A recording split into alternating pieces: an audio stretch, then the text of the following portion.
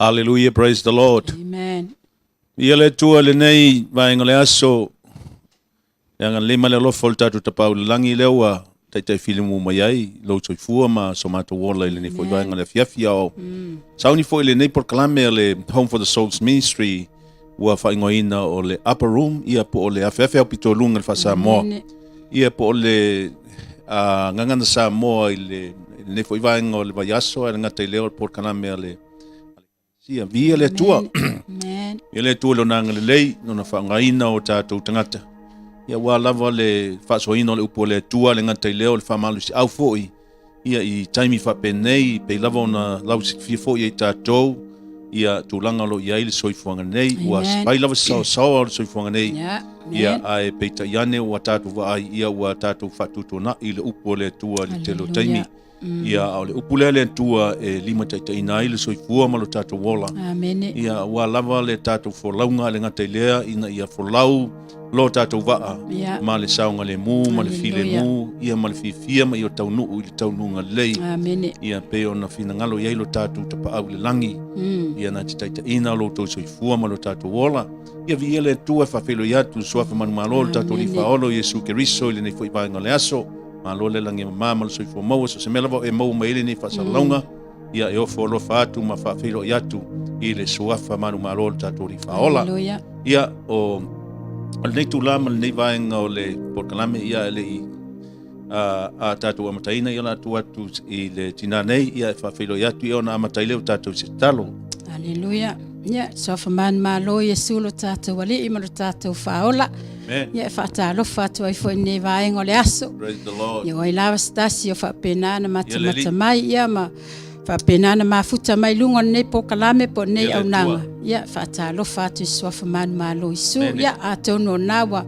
umawai atu fo nawa yaso tātou iai whamanatuina o le aso maliu. Ia ngati foi leo le aso sa to tu le aso le manu malo ia leo tatou aulia mai ia o avea i tatou matangata sa loto tangata manu malo ia tatou te faua pe le ngaluenga le atua ia ala le foi pe ona ia foi nei vaenga le aso ia ala le ne au nanga foi wa faua wina i pe po kalame nei foi kalesia ia ala le faso ai no le upo le atua ile ngana Samoa ia o le swafa manu malo lava leo Yesu ia leo mfai fo maua nei avanoa ia tato te feloa ia fo ilunga nei au nanga ia ele a matele i watu la le upo le atua ia o le awa mataina i tato se talo haleluya ia vai lo mato watu lo mato tama o a lava mea mato te faia ia o lava na mato vala au i la ufio wai a mene o mato loto e le mafai o na mato faia o se mea pe anoa malo mafuta ma e whaatasi mai ia te mātou. Ta mata talo I lau fio, sa uni ma ua malau au auna, whaasoa lau upu le nei tu lao le aso, o lau upo le ola, o le upo fo I e tai nai le mātou ola, le mātou savalinga ma le mātou fōlaunga, a o mātou iai le atua le nei olanga, wala au le lie na ia whaapenau na ngā tia o mā ua tangata whaatawa, ai whaailoa pele le lei ma le whaamaoni o le mātou tua, ia ta mata talo I lau fio, o la fo se upu wa e au maia, ma o te whaasoa I le nei vaengo le aso I talo le atua le mana o lo wanganga pa ia a fio mai e te whaamangalo ia te maua whaamama whaatumu whaau I maua le sua o le ngang pa ia ina ia maua I loa whaalinga ngata le ia maua malama lama ia wa fionga le upu lilo o le upo le ola o le upo e whaapenana manuia masa o loto ai mātou lau whanau ta mātalo I lau whaunga mana I whaapenana tu maulunga ia I maua talo foi ta malo fangia le whanau o whaapenana ta penaina ia le media ia wālawa le whaasoaina ma le momoli atou lau whingalo lofa le ne yaso talo ia au whaamanuianga ia te ilatou ia ta maa whaamanuia e fo I lau whanau o eo le a whaanungolongo matamata mai nei polokalame ia talo le ia I whaapenana ia I le anganga o lau fio latou talia ai ma le file mu talia ai fo ma le loto maulalo lau upu ne ia whaapenale ia na whaamanuia ina ai se anganga ia wā oe ma lo whingalo lo mātou tua ia ta maa whaamangalo ia te maua lea se ta penanga wa ma usauni ia le aunga ia fa le aunga ina le tua I lo swafa manu ma lo isu la foi se mele yo ia ta penanga ma le ma wa sa uninga ta ma ia lo fa le ia fa manatu ma fa mala malama ma ia te ma ua ia o le tatalo le na ta ma ato ai manonga lilo yo mato loto mato tu ina tu pe ilu mo la fio ia fa ia lava ia lo fingalo ia swafa manu ma lo isu wa ma ole matalo tu ai nei ya amene ma amene ya le praise the Lord ia la tu wolo le upole tua po se fionga le tua te nei ta to ni po I por kalame por ni vai ngole por kalame ale Home for the Souls Ministries ole FAAPITO lunga por UPPERROOM amene la mo mele tu o kenese lon mata po to suma fitu ela foi tawina foi mo se pakata mal foi po lus malua que nesse ano tá por todos furma fitu lela ma foi tawina ma nei pe ma foi tawina fe wa o mono foi tawol foi po mo I ona fa solo le foi taw fe wa ile le nei mata upu tonu ele pose lilo le nei vai ngol so fuanga o tatu iai I lau fa fonga me se lava ia si o tatu watu no pele o Samoa ngat foi a Samoa fa pe fo ina uso paanga fo I nisi fo o tumotu to oi tatu Pasifika I mas fo ne no o tatu o alala ma wai haleluya tatu fa longo pe I le tio ma baba ai I penga langi I le tele malena wao fa la velo tu ko se lo a fia I to tele o ne tatu FANAU ia le ngata foi lea le ngata I whalawalawe o lo a fiai ma whapenao na a me whapose e ai le soifua ma le olo na I tatu FANAU talo lava a mor whananga le ngata I o le tua I na ainga foi le nei aso lo I esetasi o foi o matali ia po se tas foi o alo ma whanau si o tatu no ia na li whapose I ona whalawalawe tu whapose I talo lava le whananga le ngata ia I nai matua I le ngata I leo le ainga ma so na nai ana wo ia so se tasi lava ia o latu paanga I le nei tali ia I le haleluya Lord ia le ngata I lea pe ona soifua ona silafia fo I le soifua nei I le amata mai lava I tono ainga ia nisi whalawalawe o lo tutupu nei whapena fo I ona amata mai ia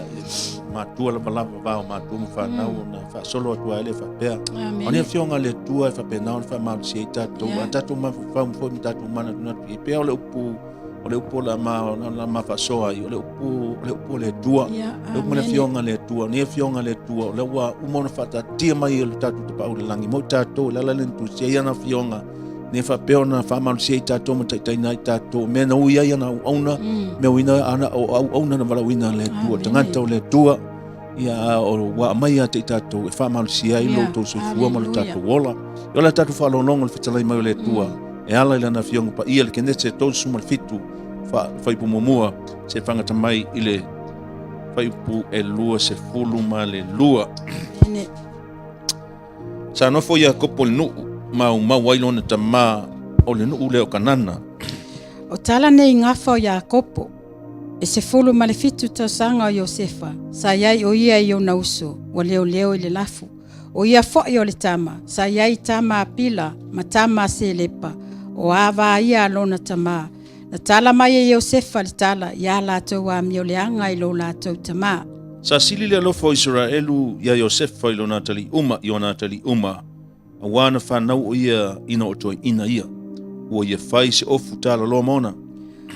Ua iloa e ona uso, wasili le alofa lo lātou tama ia te ia, a iti ona uso uma. Una lātou ino ai lea ia te ia, ma ua le mawhai una tau tala le file mu ia te ia. Fai le mite IOSEFA, o whaali ona uso, ua tili ai una lātou ino ia te ia. Ua ia whai atu ia te i lātou, whaalongolongo mai ai lau nei miti. Auta,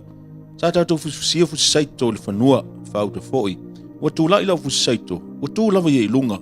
whauta foi. Ua sio iai au tō fusisaito, ma lātou ifo i lau fusisaito. O whai mai ona uso ia te ia. E te whai matupu ea ia te i mātou. E te pule foi ea ia te i mātou. Ua ati lea ona lātou ino ia te ia. Ona o ana miti ma ana upu. Ua toi whaile tasi o ana miti. Ua tauina atu ai ona uso. Ua whai atu. Whauta. Ua toi whaile o miti. Whauta foi le lā. Ma le māsina. Ma whitua se fulu ma le tasi. Ua lātou ifa mai ia te au. Ua ia ta watu ai lona tama ma ona uso. Ona awa iai lea o lona tama ia te ia. Ua whaapea mai ia te ia. O lea ea lau miti na whai. Ma tau te o mai ea. O au, ma loutina, ma o uso. Ma tau te ifo to ele ia te oe. Ua matataua o na uso ia te ia. A lona tama o ia ta ofi le upu. Na o atu o na uso e leo i maa moea lo lātou tama i se kema. O whai atu Israelu ia IOSEFA. E leo maa moe ea o uso i se kema. Sa wia, o te awi nātu oe ia te ilatou. O whai mai o ia te ia. O au lava le nei. O whai atu ia te ia. Alu ia, i nā asi, po ua saunga le mu o uso. Ma saunga le mu o maa moe. O na e fo i mai ai lea mastala. O ia awina o ia ai le vanu o heperona. O ia i se kema. O iloa e ia o le tas tangata, whauta, ua whasea i o ia le vao, ua whasili tangata ia te ia ua whape mai, sea e te sa ili nā. O whai atu o ia, o te sa ilia o uso, se e ta o mai po whea o lātou leo ai mā moe. O whai mai le tangata, ua o ese i lātou le menei, ua na o whaalongo, o lo whapeani i lātou, tātou o ia i tō tana, na alu leo IOSEFA, ua mulimuli atu i o na uso, ua maua i lātou i tō tana. Wa lātou i loa mamao ia te ia, au le i lata o ia ia te i lātou, o lātou tau pule e whasioti ia te ia. Ua whetau tatala i lātou, whauta, o lo saule nā li i whai miti. O le nei, o mai ia, i nā tātou whasioti ia te ia, ma lafo e se tasilua, ma tātou whapeane, ua aina o ia e se manu whiai. O na tātou i loa lea, pe i uini a ana miti. O whalongo ai repena, mana vea ia te ia i o lātou lima. Whai atu foi, au o le whasioti ia te ia whaita whatasi. O whai atu foi repena ia te lātou. Au o le whamalingia le toto, ia tuia ia te ia le nei lua o lo i vau. Ai au o le o se lima ia te ia. Sa whapea ia, ina ia hlawea ia te ia ai o lātou lima. Whafoi atu ia te ia i lona tama. Amen. Amen. Tu le whaitawina o nana whionga pa ia o tātou whanonga ai ne fiafi. O le maautu po le matua o le whamalosi ne fiafi o le alofa FAAPITO e FAAVAEVAE'I FANAU. Amen. O le alofa FAAPITO e FAAVAEVAE'I FANAU. Pea on tātou silafia fo im tātou whalongolongo le nei tala, tono stala e masani ono tātou whalongolongo fo ima whafonga iai tātou tala masani Ia Iakopo malana FANAU. Ia e o la tātou sa ili. O lea se awa onga tā ua ia te tau, ia te tātou peo na whai mamatua e whapea o le alofa FAAPITO e FAAVAEVAE'I FANAU. Amen. Ia, whamaile whaitawina mua se whangane mai whaitawina ma whamole. Sa nofo Iakopo i le nuu nāu mau ai lona tama, o le nuu leo kanana. O tala nei ngafo Iakopo, E se fulu malifitu tausanga o Iosefa, sa iai o ia i na uso wa leo i le lafu. O ia fo i o le tama, sa iai tama apila ma tama se lepa. O ava ia alona tama, na tala mai e Iosefa le tala ia la tau wa mioleanga. I lo la tau tama, amene. Na mwene o mlanatu mua, na mene mlanatu mua, ua sili la lofa o Iakopo, ia Iosefa. Ua sili la lofa o Iakopo, ia Iosefa. Mafo mutato manatu iai le amtanga, famaisa nofo Iakopo le nuu na umawailo na tamao le nua. Leo kanana. Ia o le tala nei e Iakopo e sefulu ma le fitu tausanga o Iosefa. Ono ingo ia o le wii, sa iai o ia i ona uso o le lafu. O ia foi, o le tama, sa iai i tama pila ma tama se lepa, o ava ia alona tama, tala mai e Iosefa, le tala ia lato wa mioleanga, i lo lato tama. Mele o foi poetolu sa sili le lofa o Israelu ia Iosefa i ona atali uma. Wana whanau o ia o to ina o ia. O ia whaia fo isi ofu tala loa mona. Whamele fo i pofa, o i loa o nauso o sili le lofa o lo lato tama ia te ia. Ai titi o nauso uma na lato ino ai le ia te ia. Mawale mawhai o na tau tala file mu ia te ia. Manino ama malanama le pongai o le feitanga i ma le FAAVAEVAE'I o le ainga o se a whaaperitania, this is a trouble family. O lo iai se whaale tonu i to tonu o le ainga. Lana whaale tonu. O hai pongai ele nei whaale tonu. Amene. Lea ua whamaili tamatua o lo whaautu le tamatua le fiafi nei whamai. O le alofa FAAPITO e FAAVAEVAE'I ai whanau. A tonu e matuasi la fia ma mauti noa i tātou. Le te leo le whaale tonu o le ao mai. A iese manatu whaapeo se tamapo se tina. Pea whapea to se fulu le whanau. Pea whapea fo e to lima le whanau. Pea nao le to lua fo le whanau. La iese whitea inga. Le iese FAAVAEVAE'I inga le vā uso. Le vā o tō whawhine. Le vā o le whanau. I tama matene o lau whanau. Pea a whai e estu langa whapea. Ua FAAPITO lo lofa i se tasi. So se tasi lava pela titi po FAAPITO lo lofa le matua. Po le o ngā tonu. Po le lai titi. Po le muli. Po le lona lua. Lona tolu. Lona whalo. So se mea lava FAAPITO i lo lofa. La vele nama mea e FAAVAEVAE'I ai whanau ma lo lato ola mai. O la le sa o loto lo lato ola whapena o na feita ngai. Ta isi feita ngai tu tono na inga. Pela vale tala le nei. Amen. Amen. Tautia man. Ia, mana ia o le manatu le ua whaautu ia le tātou polokalame nei afiafi. Le tā ua o le alofa FAAPITO e FAAVAEVAE'I ai whanau. To e maila ia leo le manatu mua whamai ua sili le alofa o Iakopo ia Iosefa. Le tātou te tala noa ia fionga pa ia le atua. Ai tātou whaitau manino ai i le fionga pa ia le atua. O le te le ia o se awa onga. O le te le ia o se mea tāwana e whaata oto mai te tonu ina i le tātou tusi whaitau lea wa whai le whaasoa le ne ia fiafi. O le mea leo le alofa FAAPITO e moni ma whaamaoni. E moni whaamaoni penda tātou whaitau leo lua i le mea nai whaautu i le tusi lea e tauru fitu leo o le kenese. Nai whaapea mai. Wa ino sia i Iosefa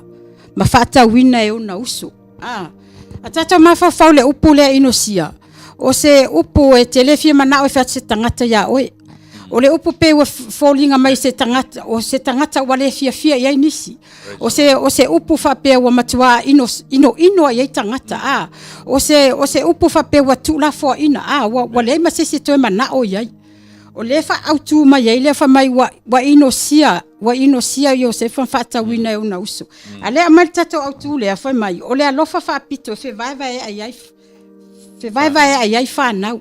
E moni ama whaamaoni. Tātou whaitau le tala lia. O le tala i le to ina leo Iakopo manana whanau.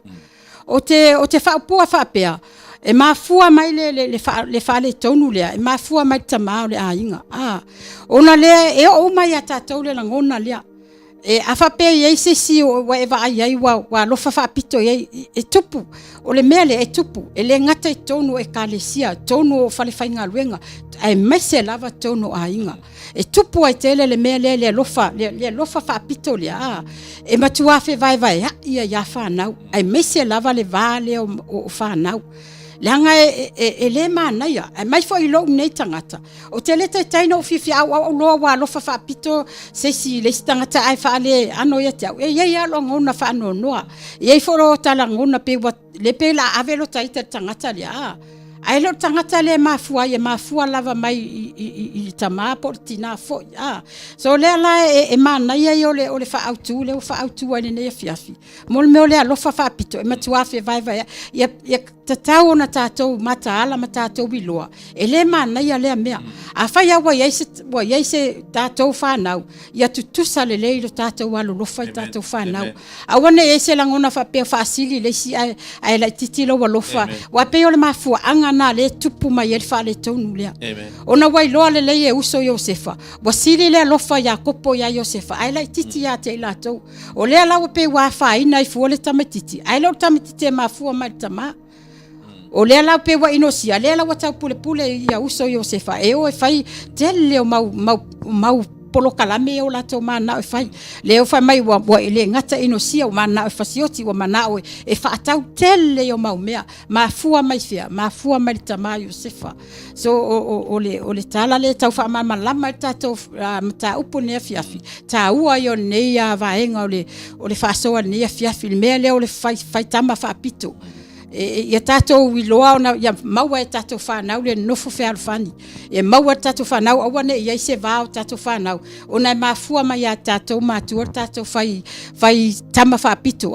ele longo le mai le mana ia fo ile me tupu tonu se ainga po tonu fo se farfanga luenga po tonu fo e kalesia wa ia me fa pena e lo tupu pea o lo tupu pea le va fo yo fai fe au manisi fo yo le kalesia e ia le ngona le ai ele fai au ia wa ia se tangata o le kalesia wa vatu tupe me fa pena lima malo si tonu fe au manga luenga ona ia fo le langona na ele mana ia na to ina langona e fa pena fo tonu fa fanga luenga so o se mata uputa ua tele le utato fa so ne ia fiafi ia e ala le ne fo ia tu si fai tau le mo mai le tu si leo ke nese tau sifun marfitu ia atu le manoa le auna ia wa fo sisi me fa popo tatou fa soare ne ia fiafi aleluia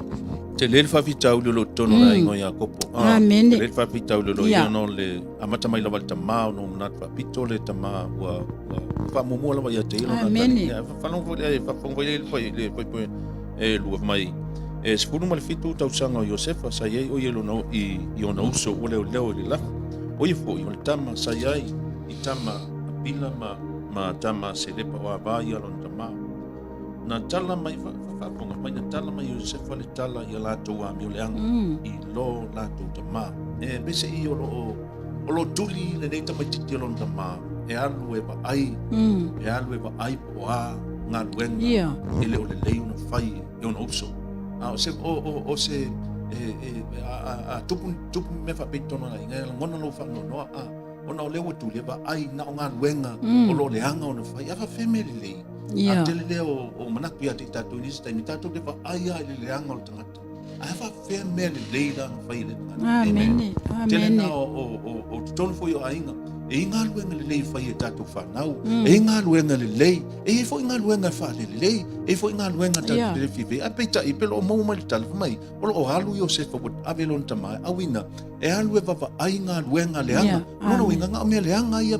ma mai se tala le fifa no ma fa pena ona o le loto o le tama ma toi tono no le ai la o tele fia nga da wali ia ala la pele pe te no wata li le no le la kala mai ke fa pena fo ya tato a fa fonga mai ela ile tau ya te tato fa I tulanga fa ile tau ya te tato ona tato ma ai inga luenga ele o le lei ona fa ya tato FANAU oina tato te fa tunu tonu ina to FANAU tato te fa utuai le mele te sana le wale ave le tulia se tanga po se tasi wa pele ya te oitono le sawa le vai pe wo fai mas pai ela ngona la ia I tono FANAU ela ngona ilo la tono la mo fa pe I tamai ate la mo fa pe lo so te pe te fai me va ai mai ate fa pe na va ai mai nga luenga fai te fiu le fa te mele le ana mele anga e te alu ave man matala lu tamana fa penale ona to sina le loto tamama mama ai mai inisi tulanga wale fia mai le FANAU ona olenda ona pawai o talai fa longo yai na me se ana me fa le tonu awaleva ai nga luenga le telefone na tato lau fa fonga anga le nei ya fa fi man nei fo kalame tele tato te fa ai le anga tangata e o tato te mai tau na le anga afa fe winga le tangata e fonisio FANAU e fa pe fonisio kale se te moni mau ni se kale si nga lu se tasi o ona le tu tono se kale sia pa pe na wo se taimi wo le fe tau fo ona fa ma vale na fa pe na le ona pe wa ai wa tilo yai se tu langa tele wa inosia awa inosia le tangata ile nei lava tama temi po se mevo fale ton everyone makes mistake hallelujah tofu lava tangata ma fale ton wala na ya wa nanga le ngati tono le va FANAU tono la tonga wenga fai amen itu tono le ainga ia fa pe fo ya ta to matua e te tau ona lava la dato fa au tanga lava le fa pale o matua yo ta to fa tonu FANAU ma fa ilo ye san le fa le tonu mele ke fa le ave ia male loto amen loto mawalalo male loto fa tu na te fie te alofa e te alofa lava ia te lato ele manatu FAAPITO amen hallelujah praise the Lord ena la tatu wole ile point lona lua mai le manatu lona lua ia mam pe tau ile point ole miti mua IOSEFA ole miti mua IOSEFA hallelujah fa tau le foi polima ile le foi tau wina fa mai na fa ile miti IOSEFA ua fa ali ona uso wa tili ai ona latu ino ya te ia wa fa yatu ya te latu fa longo mai la une miti fa uta o tatou fusia saito le fanua fauta foi o tu la ila fusia saito o tu lava ye lunga fauta foi o si o yai o to fusia saito mala to wifo ila fusia saito o fai mai ona uso ya te ia e te fai matupu ya te matou e te pule foi ya te matou wa tili ai ona latu ino ya te ia ona miti mana u ata me tasi tu ai lunga le poi mua o e lava si mele wa ngalo ale poi mua me o silila lofo Iakopo ia IOSEFA tasi le va ingol soifuanga lau fa funga me se lava matua lo e mau mai nei fa le kalame ole winga le tatou matua fai FAAPITO lo fa il FANAU se tasi FANAU wa ave lo fa mua ele ngata lo fa mua o me fangai o le fa lava o tupe wa ave ala fa felisi va ingol FANAU pe la voltana fa mai na fa tawina le nei tamasi ofu FAAPITO mo IOSEFA fa tau le lo IOSEFA ala fa felisi va ngol FANAU amen o le sela ngona se tasi FANAU pa fa tawina se ofu fo o baba mo temi loka mo ki por temi ki simas ai to valu fa nga ya ko a fa ko le ofu tasi mo se tasi FANAU fa fe o le sela ngona o FANAU la o ya te lato la fa pena nei se va inga tono la inga amen a faila wole mo faila wole tango wole lava fo fa so ia if mafai lava on tatu ni FANAU ia wole se me alofa mo to ni ba ole ni fo tau sanga ole Christmas ia mas fo lota mai e la to photo of twin of tau sanga le tene amen no wole lava fo fa so ai wole tatu o fa kaule of kasi lo fo wole mai to tasi ala o of kuai mai ali si vai no ole tele le fe vai inga de tono FANAU amen hallelujah praise the Lord iote ole fo wanga mo e matu ole fo wanga mo te tatu le aua a faila mai le lava le ai fa tu sabia tu sapel FANAU e to e pedo tasi peto lu e na le to lu foi amen ia fai ona fai pe fai na to tasi wa vatu le to ia to ia na pule la vale o amen a to lu pe o mat fo lunga to lu ia te tau la vonu tu tusa le lei ia le treatinga ia pa ia le ngat fo le ia le fainga ma le tau singo le FANAU ia le ngat fo le alofa le FANAU ia alofa uma la le FANAU le ngat alofa na to tasi le la tato ia ile time ole miti al tamale o IOSEFA mai ole miti mua a IOSEFA amen ole miti mua IOSEFA le umon fai tau fai polima male foi val tato malama o mene o miti mene o miti ia miti wa tele na manuia le to tele o tangata amen langa ia miki o miti fa ali mai le tua ia miti lo to tele o pe o miti lo ta o le ia fionga le tua ia pela le miti Farao le tono le tala le ia whapena fo ia le miti Iakopo na whai le miti Iakopo i lungo le yo Nebukadnesa ma le to tele wa ona whai lamu te whaali le tua whapea fo ila le miti le o le miti na whaali le tua tele o tatou a whaali atu se miti pe mai se miti ate oe ia ona e halu le oe whai na titili mai tangata pe mo tua ino e tangata wa mai are you crazy la mo wifi mai just my dream ole tele o miti tele o miti wa fatu no ina tangata wa fai la to miti le ole miti na mai te tau no fai wa tele o na miti wa tele na fa manu e tele ni milionea tele manu ia e kale si tele manu ia i on se me o fa ali mai le tua ifo miti fa ali mai le tua ya te ia miti fa ali mai le tua te se me tono lo ainga ai se miti le lei o se warning o se lapata inga i mea na nei mata inga le me moni lava to ia miti fa pea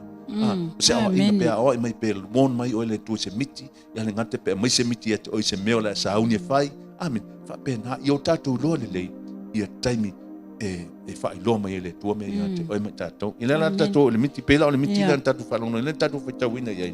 ia wa tili ai amen wa tili ai ona tinga lo toneta ma amen ia nga fa pela ele ALOFA FAAPITO ia le to ina ia IOSEFA fa pe fa semite IOSEFA o le mau na usi ia toneta tano no le ia nga fa sa miki ka fiola e kai manga i fo nga miki la ko ia wa tili ai nga fe kai nga wa ki nga la ko ingo ia IOSEFA o nga lua wa fai miki al fainga le miki ile o tatu fa longo le fainga le miti ala fa tau ino le miti ma e vai tau al foi po lima le foi po ono na faile miti a IOSEFA wa faali o na uso wa tile no la tau ino ya te ia o ia fa ya tu ya te la tau fa longo mai ai la une miti fa uta o tatou fusia fusaito ile fanua fa uta foi na tu la ila fusaito wa tu lava ia ilunga fa uta foi na si o ya o to fusaito malato wifo ila fusaito amen mai wa le foi po malu fa mai o so ya te e te fai matu ya te mato te pule fo ya te mato wa tile ai una lato ino ya te ona miti mana upu amen ya tone fa pe vo ta no wi o mai te tato fa pe o mo se miti fa pe mai na yo so ta ele ai la ele ya si me nga fusu anga me le la so ya pe ta yane a pe te no ai ma fuanga ia ma fu ma lo tama no fa pito ko fa popo ia me miti le wa tile no in the other ways tu mai fo si tu ya po te blaming for yourself la to ile tau fo no so ne miti asa tau no tala no mo lo tama tau no mo lo tama le miti iona ona mai le si a wan la fa matala le miti a pe wa la tu le ai wala ngona le ai o wa le favorite lo kama le wa e rofa lo kama ya ke so wa lo ka ulo miki le la wali ia se ma fa kinga pe wa ka ko kui ai o la kinga ona ko lo pe wa ko kui si me la sa fo ya mana ya le mia ya mai ya te wa so se tangata lava o lo ia se me ALOFA le tua pe fo tato fai tau fo ile me le o fa I mitia a le tali le IOSEFA e ia le ti Apollo fo ngale le vai o le o fa manuia le tua e fa malama e wa mai le tua ya IOSEFA miti ma falinga ya tato fa longo le tala o le fa ya tu e fa matala tu IOSEFA le ya miti nei na fai ale o pe wa inosia e mai te au na le so se me lava o tamo fai le tu fo le fa manuia se tangata e ia lava le anganga le e ia le ti Apollo e saufu inga le ia wa lava nei tau ia wa nei happen lava le me le I se tangata o le wa fa manuia ia le tu wa o le tato fai tau ile me le o le wa o miti nei o se fa na tau nu wa me nei ai le na matua inosia lava e una uso o pe wa fai ile wali ia pe fa tau emu fa mai o sau fo le tama fai miti e fallinga mai le o ye se la to support le la pe o le tato autule ne fia mo le alofa FAAPITO wa tele nei popo ngama nei mewa o nei tanga to UOSEFA una mafua mai lon tama pe fo na fai atu le au na le tua ai ana se mea ele ia ni mea ia tupu ile vale o tama ma le atalia e se manu ele ai ni langona fa pe o isi uso ia manu e fa matala atu le miti fa pe ia mana ia o le ala fa matala mai ma te fia fa no longo ele ia la to le nganga nau le ia te la to le langona la to te fia i loa mea ia tupu ai le vai o le fa matala atu le miti langon le tato fa tau e na tau nu ua mea ia na tau nu ua miti nei ai le sa we tu ma le inosia ma le be fa tau we mu ia uso UOSEFA ia te au ia ta ua ia ua lava nei pole ala va se vala au le tu ia o la fo se me fai loa mai le tu ia we ia ua ne ia fa vai ia e focus lava o le tu ma le mea le mai le calling ia o te fa penana na fai ia la o ngaluenga mana o au nanga ile tu ia o se fa sona ne fia ma na io le nei fo I vai amen ona o se awa onga fo ngamo tato matua ma fana ia so se me ia se me fa pe ia FANAU ia tamo molo ona miti lo tama ia le se me wa mai le tua na le tala no mo lo tama wa mo se miti fa pe na sa me tala no I uso ma pe tama uso e wa e fai ai me se la to na miti fa pe nei a pe no miti no wi fo ma to lo ia ela ngona ya te la fa pe na ona matuati ngai tile na inosia ma fai e fusuba ma le mau wa se file amen ave ma fai lo le tama fa pe na ona au mai se ala ma lalo fa pe na ona fai lo mai I se isi awana e o mai ele miti pe ia be o na ta to mole ka fo yo le ESETA ngata ita pe ESETA ngata ti o le ma amen o le ala ma amen e patu fo le pe fa ko to la na FANAU se me o ita mo se ti sa fi amen ia te wi to no ma o se fi na se to na FANAU o tu langa ia mai le tama amen e te wo to no la amen ia nanga sa o te tau le wa mai o ala ia ma me e fau tu ina i tato se la tato ma tu fau tu ina i tato ia au ni tu ni me va bene tu ton o inga me se va ma tu ma FANAU e fe vai e FANAU amen hallelujah amen toda mana tu no tolu ia ia ona miti lon tolu fa mai natu lon tolu ia po le miti lua UOSEFA vai tu fa po e ivo sumantasi na pa mole o toe faile tasi ana miti o fata wina ai e ona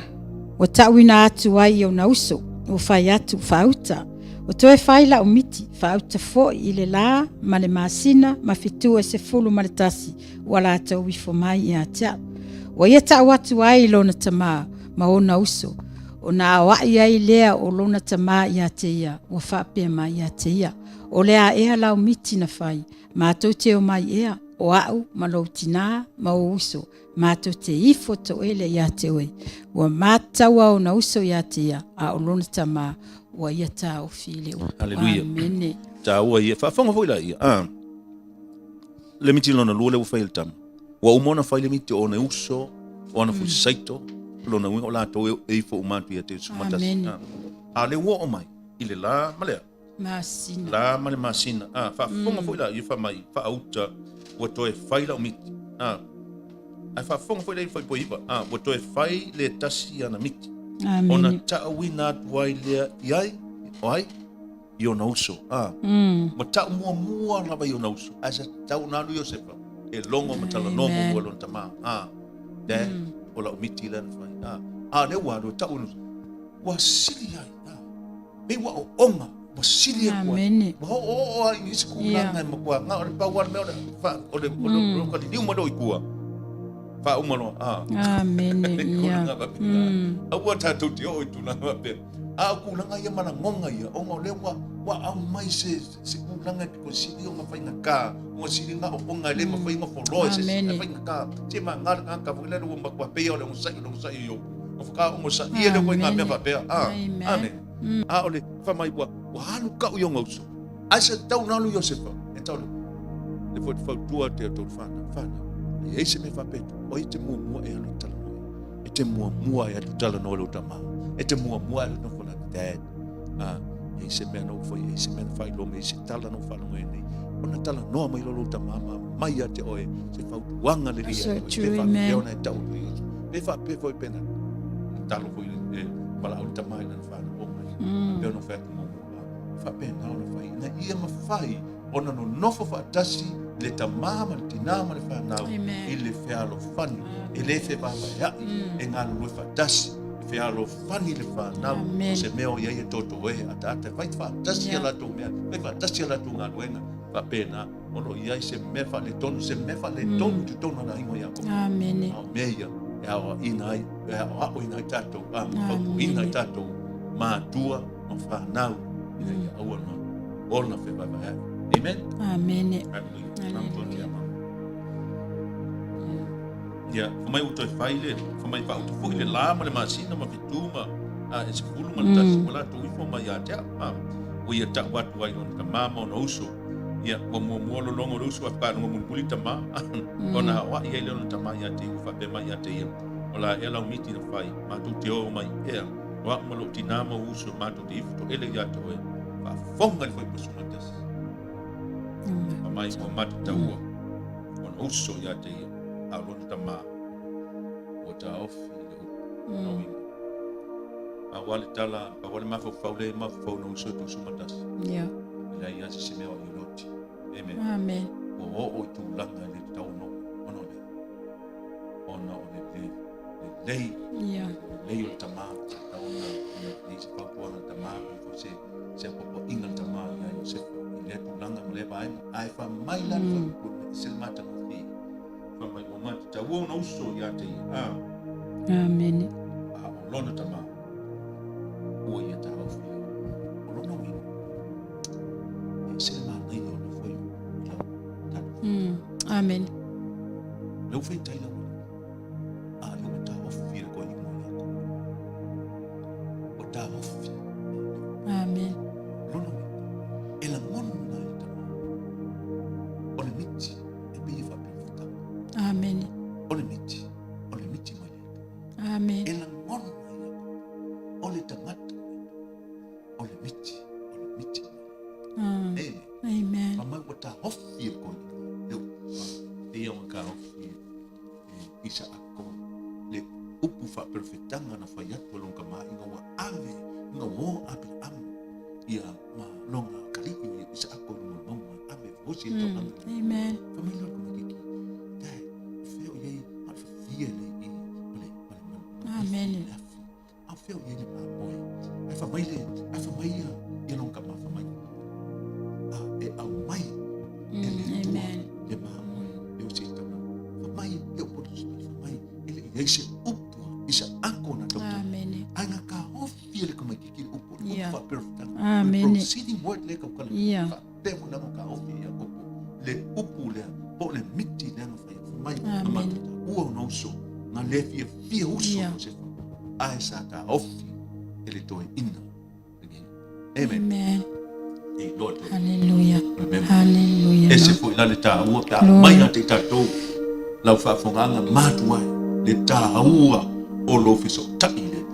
le taua o lo la mona mai le tua so se mea o mai le whanau te tonu so se mea tala no mai le whanau te tonu o le tama whai e te la mona o se mea mai le tua te tau fia e iai foi manatu ma le tō whafa le tua ia te oi e ma whai o na so ana pule e mea uma ma whai ona pui hai le FAAVAEVAE'I haki tonu o FANAU ona tulanga pe amen amen yes all right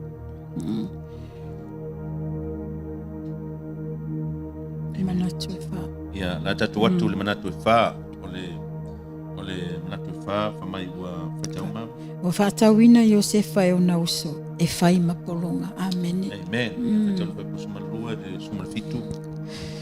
Na o atu ona uso e leo leo I mamoe lo latou tamai se kema. O fai atu Israelu ia Iosefa. Ele o leo mamoe e o uso se kema. Sawia o te awina atu oe ia te latou. O fai mai o ia te ia o a ulava le nei. O fai atu ia te ia aluia ina asi po ua saunga le mu o uso. Ma saunga le mu o mamoe. Ona e fo I mai ai lea mastala. Wa ia awina o ia ai le vanu he perona. O ia I se kema. Wa ilo o ia I le tas tangata whauta. Wa fisea I o ia le vau. Wa fisili le tangata ia te ia wa whapea mai. Se a ea te saa ilina. Wa whai atu o ia o te saa ilia o uso. Se e ta ua mai po fea o la tau leo ai mamoe. Wa whai mai le tangata. Wo ese I la tau I le mea nei. A wawa o whalongo. O lo whapea ane I la tau. Tātou o ia I tōtana. O na alu leo Iosefa. Ua muli atu I ona uso. Ua maua I la tau I tōtana. Aleluia. Aleluia. E wato e tuli e le toe inalo na tali I alue. E toe alu e toe papa ai ma toe asiasi. A tono lo fia mo se tala po ale winga o la tonga luenga fai. Po le haris po fa fela la tu la tu va ai o lo la tu fai ai nga luenga o lo wato fia ai la tu. Ai mai tau mai I. Sa te tau na la ngona ele nei tama. Le ai ele te tau. O le ua umona o le mukawhi kai o uso Iosefa ia. Nona mai tau nei so na ngona. Le ai ele te tau na toi avelo watali. A luaku ngele kamange longa winga e fusu anga mea la fa. Amen. A le ua whakatikani mai e moni lava. O le la whakatikani malanga o le pauan mea. Ele ai.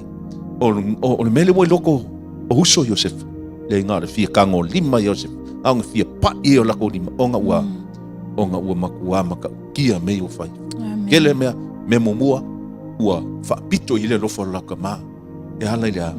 I le FAAPITO iai whakau iai me manga oai ave iai le alofa wa alofa FAAPIKO I afa felato. I o lisi mea ua ave ngau Iosefa sawa le vai ngaluenga le unangoinga. Ele o fai ngaluenga le lilea. Amen. Le misa ngaluenga Iosefa fai. Amen. Al pa mea le va ai ngai unga uso I fai ngaluenga. Ale mo le ave fai ngaluenga. Ale mo le ave ngaluenga kami kongo. Alu FAAPIKO I mo fo fale le saka fai ave fai. Pa penga fu tato matu a FAAPIKO lo fai fa. E pela o le ave fai awenga fu pe oinga. Amen. Pela le ngo kami fai. Alu vai po la mera o li la fai. Nganu ko le le ala ua mau le ngo le o li. E fai ese ngaluenga ma fa ho le ki ngao lo la ko loko. Onga le. Ia wale maka la fu ka male va ke saka fu ngai sung manke le ke wa wala ko fu ke wa fu so la wali ia saka ngi se manga ko inga ia o ke al o fu ngala ngala e fe ka yo so se I ka u fi de mo ia ki nga lo ko ngai o so yo ngai halu le amen fa pe nga se la ngonga fa pe nga fu se fa tuanga sa taunga I kongo loko sai se manatu ia Iakopo le ai ka ofi mai longa kali o ke va be halu se umma le se ia kali ko ele po pele ni le po pesengu a ko o kaya o le loko kama ia ko sa le ia o la fu ko mongi si mga fo ia be ka yangi wa avel kama le ia la inga o la mkwaki nga o la toloto amen praise the Lord mam fishion tau ia mana ia le vai ngali o ia tato le fa so fo ni fia e se langona fa no wa fa ina lava Iosefa una mafua mai lona tama mafua mai le to ina o le wai loa e uso Iosefa le manatu FAAPITO ma le faitama FAAPITO o Iakopo ia Iosefa sa tauna wea ia le to ina sa le tau ia Iakopo na to e tu le avanoa ia Iosefa e alu ai o le mela ia na uso alena to mana o ale to ina alu o I lalia na wa ia le faito tu sa le wa matala ile faito wa mawa ile avanoa uso Iosefa e fata nu wa ile la to loto tinga wala fata nu wa ia mea ia la to te feita ia Iosefa fa longo le manatu e fa mai wa fata wina Iosefa e ono uso e fai mapolonga va ile loloto po le matu ia po le leanga o le mea wa faia e uso Iosefa ia Iosefa ona ole vale o fo ia ole uso ia Iosefa ma le lato tamama Iosefa la ngala wa loa e uso Iosefa faita ma FAAPITO to ina le ala pe wa afia wa palasi uma ile mamafa ilunga Iosefa talu mai lon tama e tele mea ele o ele o iloa ele afoia o te iloa o laina iloa le to ina wa iloa le to ina ia loto tinga o tama ia alena o lepe o laina mana o to ina e alu wale tama le e spai e alu e fia iloa po wa me ala fai pe fona tato fa longo la una le tua e folinga mai ele alu le tama le fai senga luenga na le no fo a le ala na fai tama sa we alu sa we alu va aila va enga le po a o po le le onga ma mo me uma le ala wa vela le mele na mana o to ina e alu ia Iosefa wa mawai male avanoa mawai male avanoa una usone fa tau nu uma ia me e tinga ila to ia Iosefa e mai foi la ia tato e le mana ia io le mea wa fa ina lava na fana una mafua mai lava ia tato matua o se awa onga ta ua lava ilo wa tangata o te no fo ya uia mo ma fo ya uia ya wa fo ia masia FANAU wa te le lava fo se awa onga mo uia le nei mea o te le mana o uia e fai fa pe se FANAU ona la to nga tulanga la ia me pe o mele wo ia nei Iosefa le va o ia mo na uso so e ta ua ia o le tato a fa so fo le nei afia winga le ile mata o pule wo ia le fa so le nei afia fa manuia mai le tua haleluia ona foi po sumal balu wa awina Iakopo lona tali o Iosefa ya siasi awina lona tali o Iosefa ya siasi ona uso o lo leo po sa le mu pe lava ona failo atu ina fa tawina lo foi po sumal balu fa mai wala to iloa mamao ya te ia a le lata o ia ya te lato wala to tau pulpule fasioti ya te na iloa mai lo e kamai le sisia va mo le simenga o lato amen pa wana me o kamingi la fasioti ana ai na sa tau lava tama ya ta fiofi ye se taimi se tau mi fu la lo le titi le tinga o lo amen yo na failo sistu na ya peta yani ele wo ini sutu langa ele tauno ia a tonu fo se fale tonu matua fale tonu lava matua le tala te amen tonu ia te tonu por kalame le tua o me o lo tu amen o ina amen o lava mai ta no matua le va o matua ma FANAU ese ma na ia no te por kalame o nei mal nei tal me o mo fa por kalame le tua ia wala luenga fa o la pena le fo ta to fa tau na mo ma nei tal mai le ve pusuma na valu ala to lo mamau ya te ia le lata mai wai lo mamau ia lo na winga na pa wal me la ki fiki ki mai por kan mi sa wai ngai lo mamau mai ela to dela tisa kan kongwa la fa mo lo mai mai lo mamau lo mai o la ia yo la pa wal me ngal fiki ki lo ngal fiki lo ko singa me singa lo ko singa fa singa piko po le ma alo Iosefa la o lo inga fa ma fa ka mu melo we la ko amen praise the Lord fa mai wa la tu lo mau ya te ia o le lata o ia ya ki na ko wala do tau pule fasioti ya te ia lo no winga le lata le wa umanga fa ka pule amen na fasioti o Iosefa amen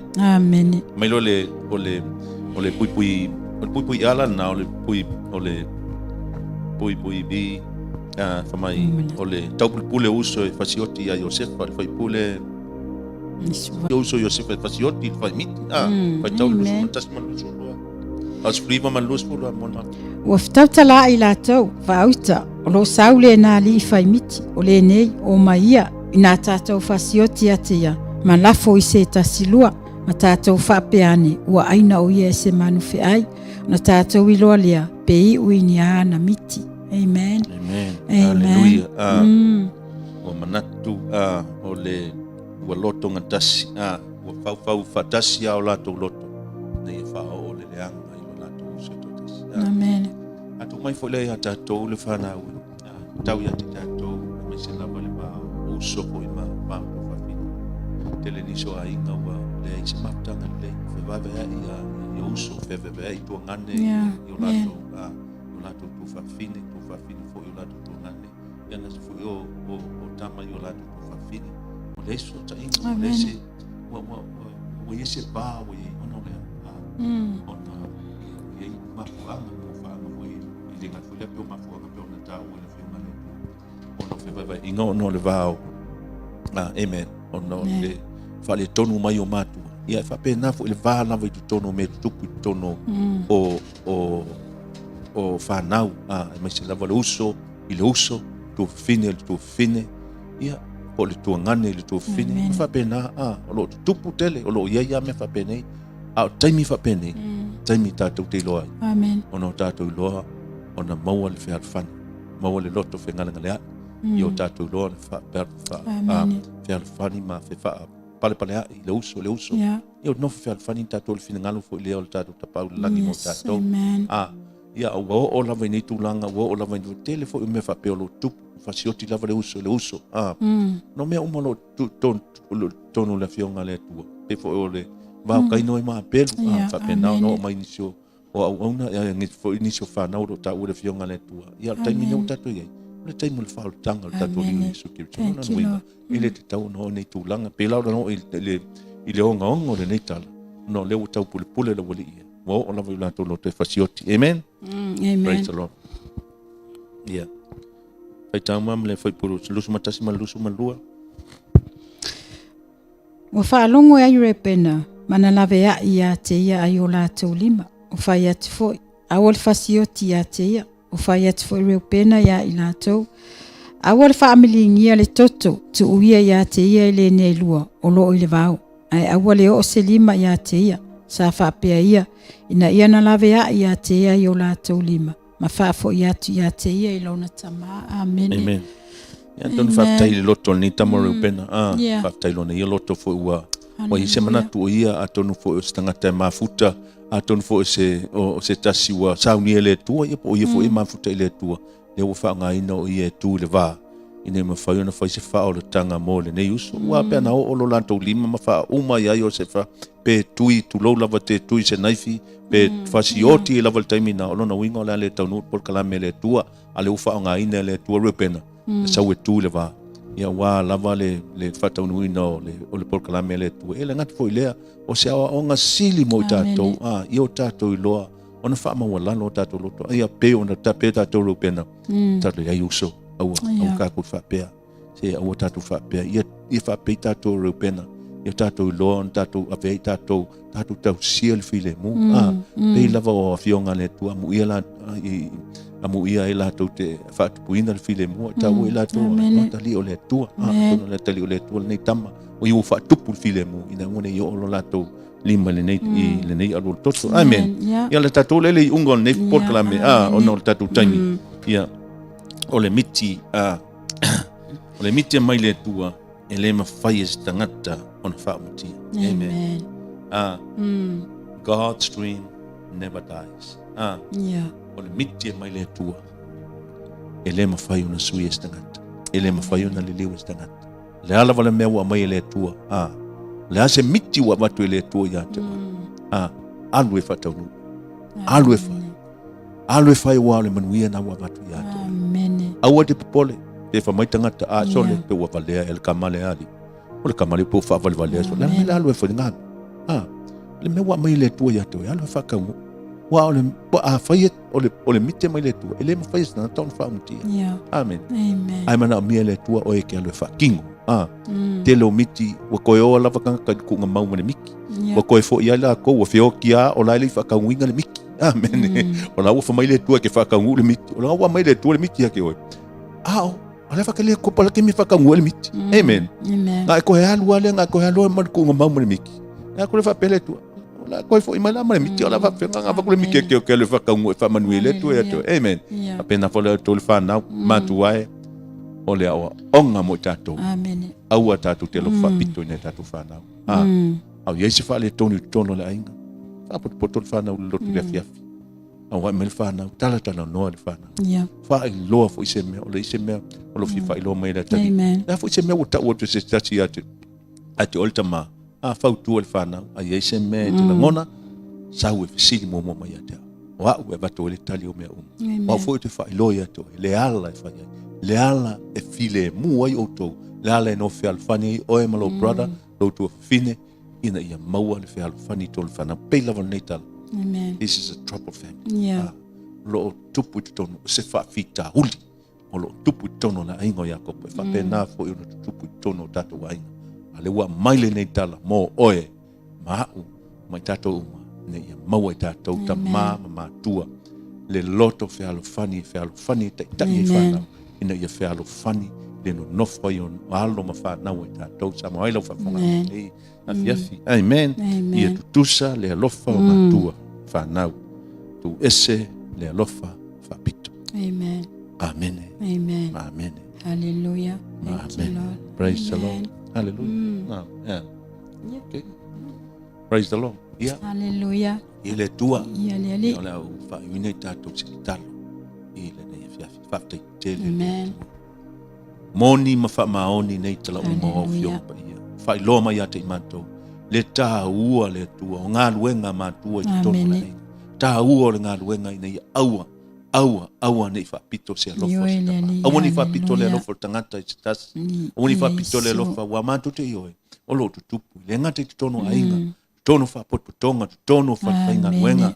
fa pena fo i tono e kalesia fa pena fo i tono so se mea lava lo matu to tele tangata wala tu FAAPITO lo na tu alofa wala tu FAAPITO le fainga lea ai fa ai titi le tasi fa pena le tuo nei afionga fa tai i lo soso ni mai wa afionga wa mai mo matu e tai nei matu io matu lo le tua le unga pe au matu faia le tu langa fa pe tonu o le matu au nanga mo matu ola i lo fionga fa tai tele le tua fa lo ia te matu ia tama wala fo ia lo fina ngalo ia tai ia i matu mana ia matu FANAU mainga fo ia tu le inga lo fionga le nefia fitama fa tai tele lo upu ai fo ina mo i matu fa tai i lo fa nga ino matu tenata matu te moli mau e fola ia ele ngata i leo tufa ma fa so lo fina ngalo ala ia fionga le nefia o ia tu le inga lo fionga tama fa tai le nei o i penga te failangi le ngata i leo le nei media ma le nei resources o mai ate matu le tua au nei resources o mai au nga matu te fa so ai le upo lo fionga ina o atu le tua i fina ngalo ma fa mo lo FANAU lo fia ma o so swani o ia fa fita uli o lo uia ia wa lava le fa le linga ma le saunga le mo le no file mo lo FANAU ia lo fina ngalo foi le mo matu fa te telefo ia tu le inga lo fionga talo le mana lo nganga pa ina fa peona fa la we tele lo fina ngalo ma o fionga le tua fina ngalo lo FANAU mo la tu fa mo so se mela va mo mai le nei fa sala lo mo le fo kalame o le afiafe o pitolunga po le upper room fa Britania ni fa pele tua no mato mo le no fel fani tono o ainga ye le ngang pa i o lo fionga i matua ma FANAU ma o no fel fani o FANAU ye fo sitasio ainga ye inicio matua i o lo ye ma senga lo ye fe va inga tono ainga tono ba matua FANAU le tua e te talo ye lo file mu ye lo mana so ani oilo matua tua ala au foi lo fionga le tua lo yaini so nai matua lo yaini so FANAU ua maliliu fa fosei ono fala velave tu fa fosei tamapa iai lau fa ma fananga nai matua ia nei fa lau fa ma fananga nai ola tu ainga ia lau fa ma fananga ia Samoa tamanga le lei oilo matu lo matu tama pa ia lo fangia lau FANAU le tua pui alo ma FANAU Samoa pui ainga pui le tua FANAU mai nei fa lave ia ile au malosi lo fionga lo au fa loa e maluti ai lo lato ola iso se mea lava o ia tama mai mana tua le nei tu la niso FANAU lo tono fa ma niso FANAU lo tono o ai le tua fa le pui e mala au lo finga nisi fo FANAU tau mamau mala o fionga fo FANAU le tua o le mo se matanga mamatua o tau mamau mamatua tau mamau o le tua fa mole ia le tua lo wanganga ia so sani o lo matu matai tai mai la tau le tua tono lo manonga lue lo wanganga ia mtua fa saina ma fa toila loina nga luenga le fili man te apolo mane li o la langi ia mtua fa le aunga ine lo latu so fu le suafo Yesu ia manu malo o elo matu watua ina wanga lue lo wanganga mo ila tau tama o upfo matu fa no i fa pea o no molio o loto matua ma FANAU te ina ai ainga te ina FANAU ta mama taitaina i matou uma lava le tuai faamanuia te matou lenei fiafi le tua ta mai te talo ia tumau ia te matou manuia faamanuia so se tasi o fia maua lau sosoani so se mea lava puapuaga ati ai ia iai le mana faaolo lau fioga faamaisi lau agaga faamafanafana so se tasi o faanoanoa ma faavauvau se tasi foi o le tua ua taumamao ma lau fioga toe afano lona agaga ia apa atu le mana o lou agaga e taitai mai latou ma toe faafo'i mai latou i totono lo malo faamanuia le tua lenei fiafi matou toe maua se seisi feiloaʻiga ia i lenei foi po le kalame le na foi vaiaso po le lua vaiaso no manaʻi i le fesoasoani mai o lo agaga pa ia mai feʻau iā te i matou taʻitaʻina ai le tua na i matua taʻitaʻina i fanau taʻitaʻina i matou soasoani mai lou agaga i lenei tulā le tua momoli atu faapetaitele ma le faamalo no lou lama suafa iesu faaola ua ole ma malau atu ai tumaumai ai matou luga le manuia o le tua le tamā le alo ma le agaga pa ia mafutaina i matou lenei aso maso uma se o le faavavau lava amen praise the lord ia le tua ia faafetaitele ia faamanuia tele lava le tua i lau faafofogaaga ia so se mea foʻi o lo e silasila ma e mau mai lii faasalona fetalo le mana o le agaga pa ia o le tua ia faapea ona molioo i lou finagalo ia i gati foi leo matou loto ma i tatou uma ia feʻau mana fioga mo i tatou lenei taeao lenei fiafi ia lenei vaega o le aso ia faasoifuaia faasoifuaia nei afiafi tatou te wheroa i fo i silua vai aso o lumana ia le vai aso fo ia o le polo kalami al whanau whaapetania ia ta pena fo i masauni mai ai le au mata ma le au mai moa ia e whaasoifua ia nei afiafi alofa tele atu mo o tau sofa Yesu ia amene.